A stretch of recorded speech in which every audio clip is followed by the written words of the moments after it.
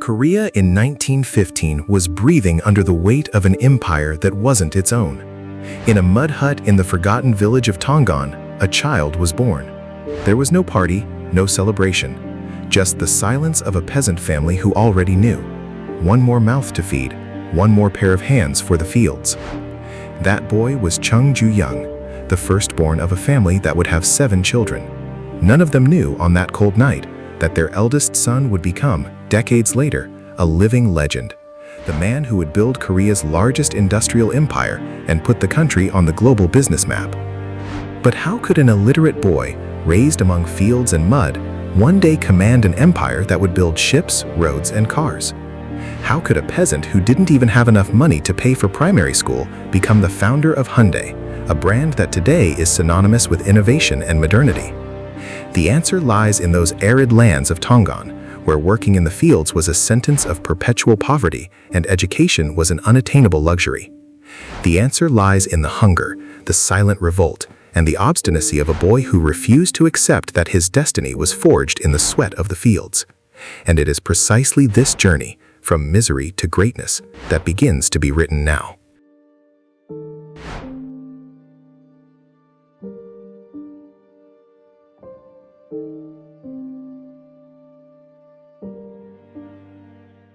Japanese occupation of Korea, the historical context.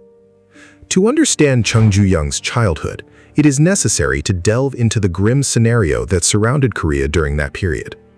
In 1910, the Japanese Empire officially annexed the Korean peninsula, transforming it into a subjugated colony. Koreans, who once possessed a rich history of kings, dynasties, and their own culture, saw their identity erased.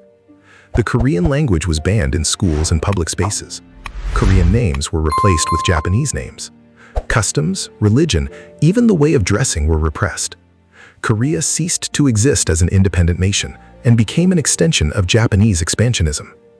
The Japanese saw Korea not as a territory to be developed, but as a source of natural resources and cheap labor. Rice, minerals, timber, and other products were extracted in large quantities and sent to Japan. Korean peasants, who represented the overwhelming majority of the population, were subjected to a cruel tax system. Much of the harvest was confiscated as tax, leaving only enough for precarious survival. Famine was recurrent, epidemics were frequent, hope was scarce. Education in this context was a tool of control. Colonial schools existed to teach Koreans to be obedient subjects, not critical citizens.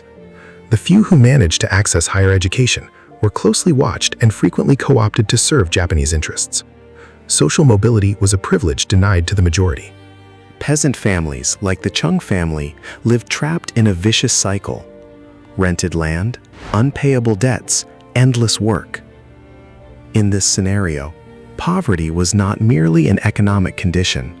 It was a structure of domination, a mechanism to keep Koreans in the place the empire determined.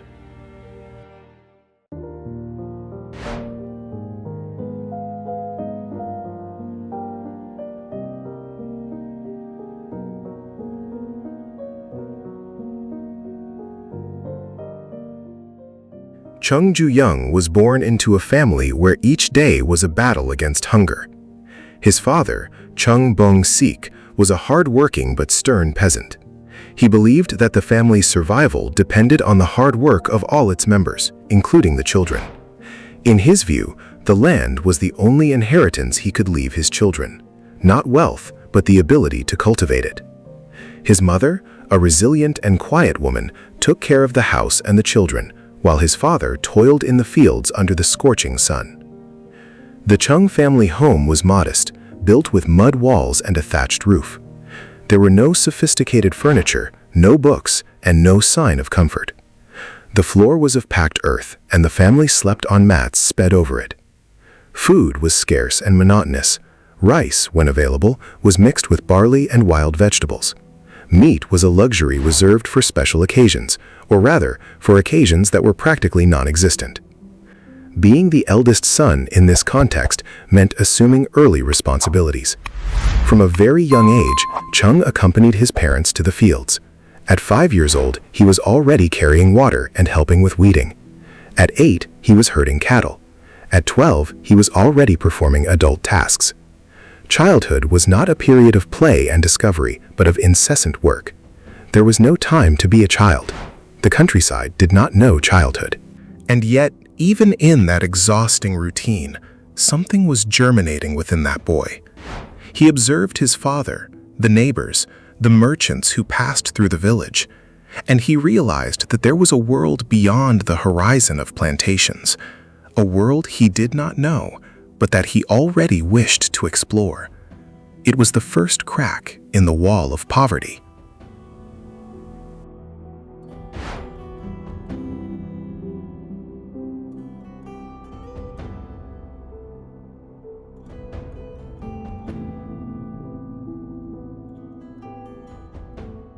Chung Ju-young's grandfather, a man who still preserved Confucian traditions, ran a small school in the village.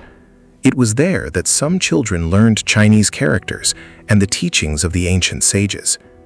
Chung attended these classes whenever he could, in the intervals between work and exhaustion.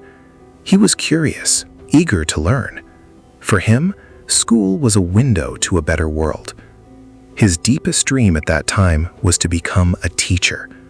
Not just any teacher, but one who would teach the village children to read, write, and think. He imagined that if he could transmit knowledge, he could break the cycle of poverty that imprisoned his family and his community. It was a naive dream, but it was also proof that his mind was not limited to the earth. However, reality was unforgiving. Chung's father, with his pragmatic mindset, saw no use in formal education. For him, the time spent in books was wasted time, time that could be invested in the fields, producing food to feed his family. When Chung expressed a desire to continue studying, his father was categorical. "There's no money for that. You're going to work." At 14, Chung was forced to abandon his studies. School, which had been his refuge, became a distant memory. The dream of becoming a teacher crumbled before it even took shape. But, ironically, it was this interruption that planted the seed of rebellion in him. If he couldn't learn at school, he would learn in the world. If he couldn't be a teacher, he would be something bigger. What exactly, he didn't yet know, but the determination was already beginning to grow in his chest.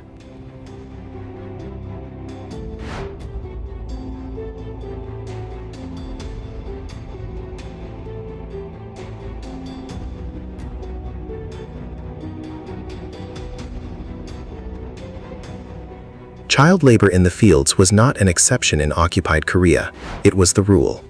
Peasant children were seen as supplementary labor, and Chung was not spared this reality. His day began before dawn, when the dew still covered the crops. He would wake up, have a bowl of barley porridge, and go out to the fields. The day only ended at sunset. The tasks were varied: pulling weeds, watering the seedlings, harvesting the grains, transporting the harvest. Each movement was repeated to exhaustion. His spine ached, his feet cracked, his hands developed calluses that bled and healed repeatedly. The summer heat was stifling, the winter freezing. There was no rest, there were no holidays. Chung's relationship with work in the fields was complex. On the one hand, he understood that it was necessary for the family's survival. On the other hand, he felt a deep resentment. Why did he, a child, have to work so hard? Why did life have to be so hard? These questions echoed in his mind as he sweated under the sun, pulling weeds from land that would never be his. Poverty was a prison, but Chung was beginning to realize that the doors of this prison were not locked. He could escape. But to do so, he would need something more than physical strength. He would need courage, intelligence, and a good dose of audacity. And that is exactly what he began to cultivate, silently, while the hoe tore through the earth.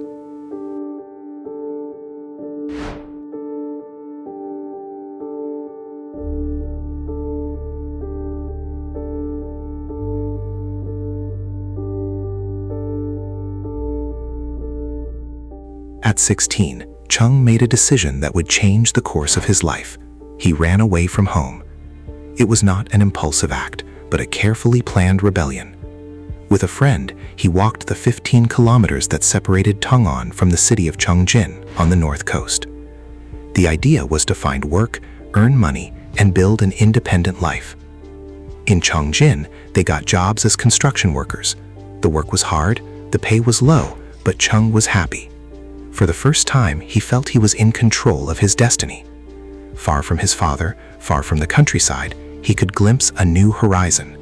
Engineering, bricks, structures, all of that awakened in him a passion he didn't know existed. But the freedom was short-lived.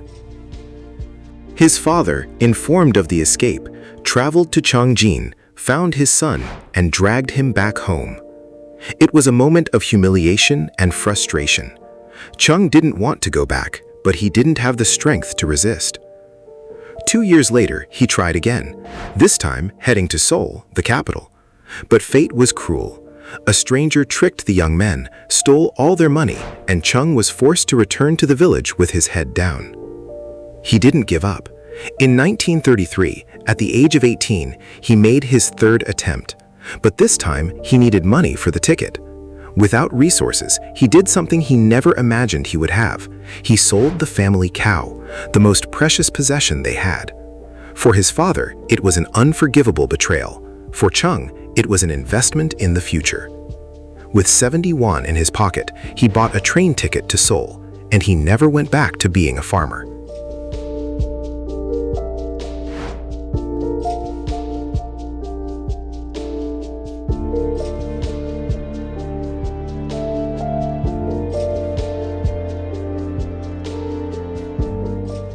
Chung Ju-young arrived in Seoul with nothing but courage and determination. He worked as a stevedore, laborer, delivery man, any job that came his way. In 1934, he found work in a rice shop. His discipline impressed the owner, who soon promoted him to manager. In 1937, he took over the shop. In 1940, he opened his own mechanical workshop. The illiterate boy was already a businessman. Decades later, Chung Ju-young would found Hyundai, building the largest empire in Korea. But he never forgot his roots. In 1998, already a billionaire, he sent 1,000 cows to North Korea, a symbolic gesture of reconciliation. "I am returning what I took," he said. Chung Ju-young's journey is proof that destiny is not written by birth, but by will. From the extreme poverty of Tongon to the pinnacle of Korean capitalism, he transformed iron into empire and hunger into vision.